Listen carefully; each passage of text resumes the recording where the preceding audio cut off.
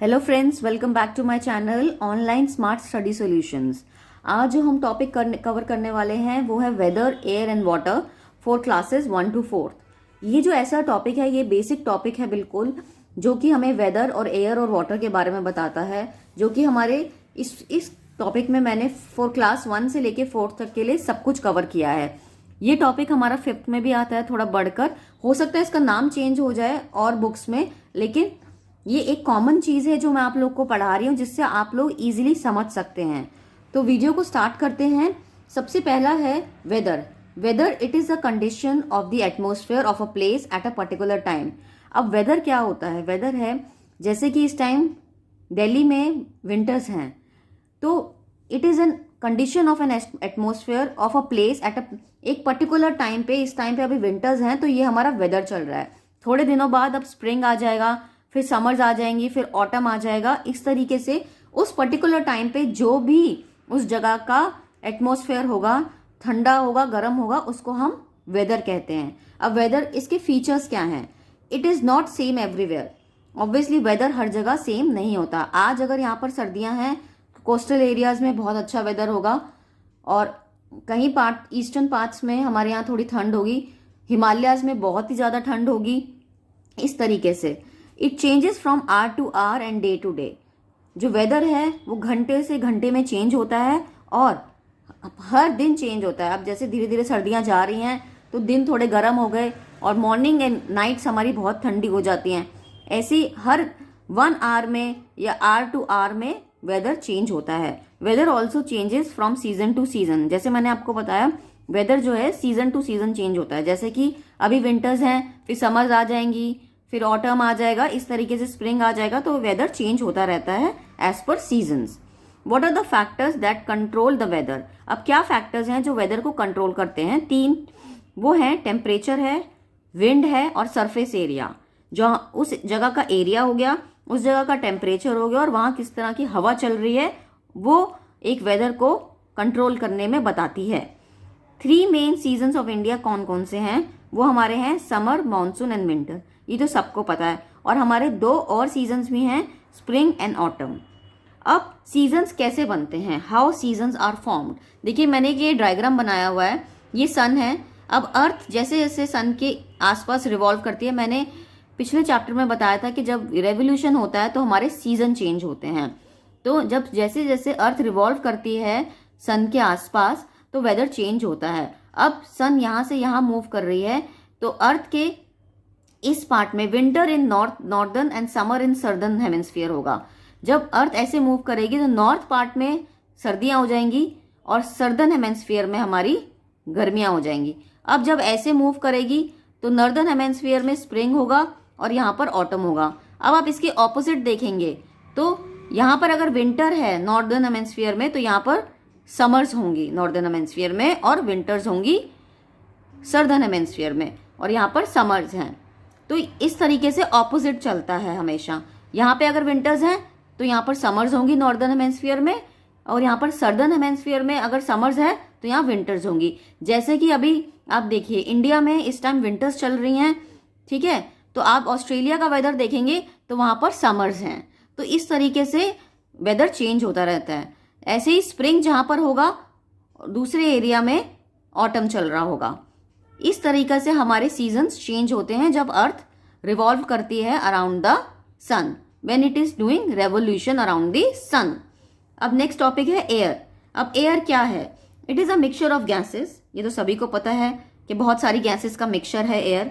It contains nitrogen, oxygen, water vapour, dust and smoke and other gases like carbon dioxide and argon.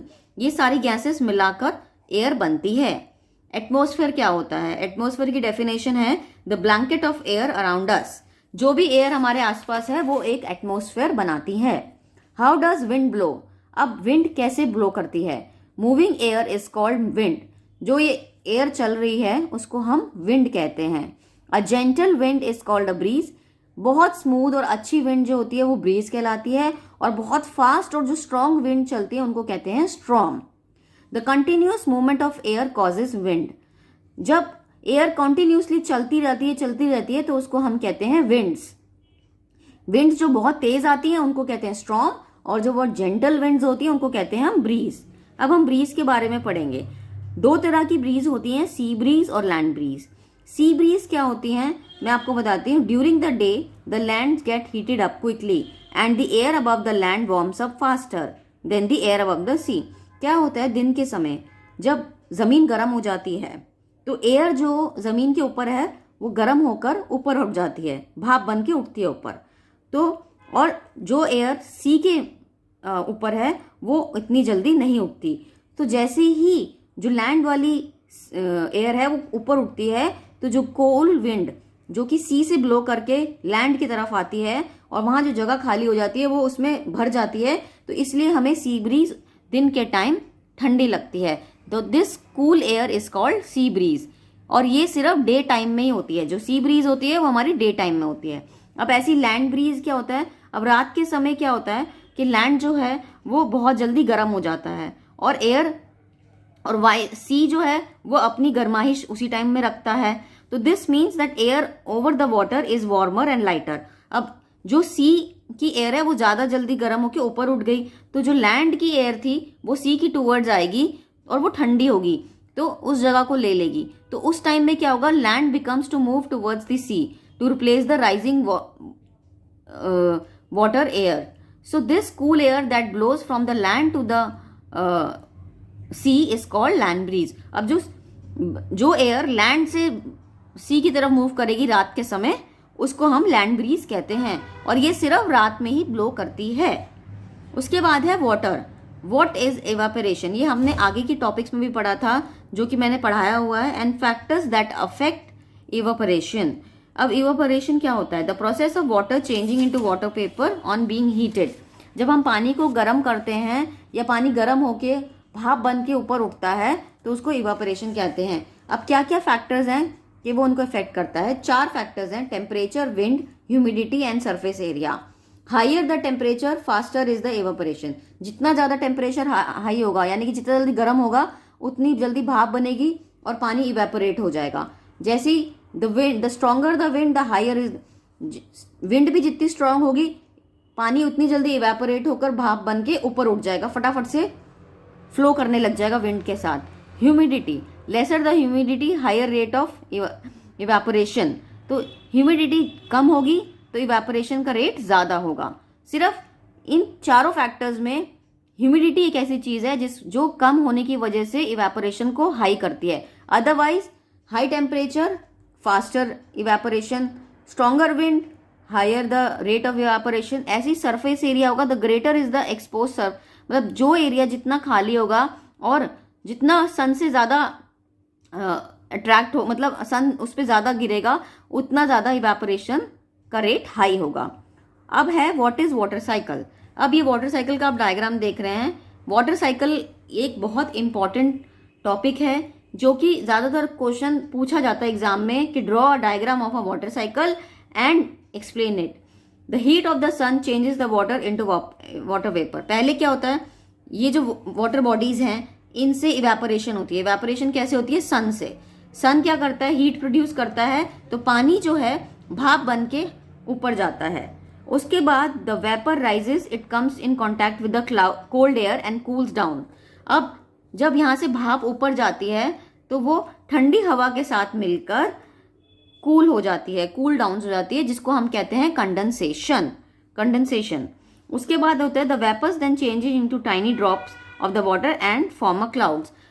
क्या होता है उसके बाद, जैसी हवा से ठंडी हो जाती है वाटर वेपर, फिर वो कंडेंसेशन की हेल्प से टाइनी ड्रॉप्स बन जाती हैं जो कि क्लाउड्स का शेप ले लेती हैं, बादलों का शेप ले लेती है। And when the drops become too heavy, जब ये बादल बहुत भारी हो जाते हैं and they can not hold them longer, मतलब इस पानी को वो ज्यादा देर तक होल्ड नहीं कर सकते, तो ये वापस अर्थ पे गिर जाता है जिसको हम कहते हैं प्रेसिपिटेशन। और ये पानी फिर जहां गिरता है फिर दोबारा कुछ तो पानी चला जाता है ग्राउंड वाटर में और कुछ वापस चला जाता है वाटर बॉडीज में, जैसे कि ओशंस में, रिवर्स में, इन सब जगहों पे।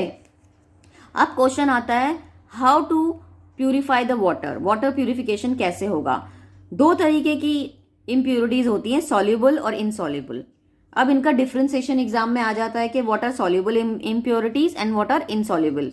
differentiate between both of them. तो impurities that are dissolved in water and not visible to the naked eyes.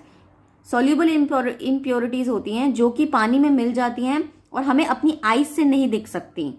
We cannot see them with the naked eye. और insoluble impurities वो होती हैं that are not soluble in water and can be seen easily. मतलब कोई बड़ा पत्ता अगर पानी में गिरा या कोई पत्थर गिरा तो हमें वो दिखेगा क्योंकि हम उसको देख सकते हैं, वो इनसॉल्युबल इम्प्योरिटी हो गई. लेकिन सॉल्युबल जो है वो पानी में ऐसे कई बैक्टीरियाज हैं, ऐसे कीटाणु होते हैं जो हमें नहीं दिखते, लेकिन वो भी इम्प्योरिटी है जो हम अपनी आईज से नहीं देख सकते. इसको क्लीन करने का, सॉल्युबल इम्प्योरिटीज को क्लीन करने के 2 तरीके हैं, बॉइलिंग एंड क्लोरिनेशन. और इनसॉल्युबल इम्प्योरिटीज को क्लीन करने के 3 तरीके हैं, सेडिमेंटेशन, डिकंटेशन एंड फिल्टरेशन. यहां पर हमारा ये टॉपिक खत्म हुआ. इन सब की डेफिनेशंस मैंने इस इंपॉर्टेंट क्वेश्चंस में लिखी हुई है कि सेडिमेंटेशन क्या होता है, क्लोरिनेशन क्या होता है, डिकंटेशन क्या होता है, बॉइलिंग क्या होती है, ये सब क्या होता है, ये सब मैंने इसमें बताया हुआ है. सेडिमेंटेशन के बारे में आप इन वीडियोस में जाके चेकआउट कर सकते हैं. मुझे मेल करिए, मैं आपको फ्री ऑफ कॉस्ट ये वर्कशीट्स दूंगी, ये एक्स्ट्रा क्वेश्चंस दूंगी. इनके कोई चार्जेस नहीं है. आप इनसे बच्चों को इजीली सारी डेफिनेशन याद करा सकते हैं. बहुत ही इजी लैंग्वेज में मैंने ये डेफिनेशंस लिखी हैं. होपफुली ये टॉपिक आपको समझ आ गया होगा. मिलते हैं अगली वीडियो में. तब तक के लिए बाय बाय, टेक केयर.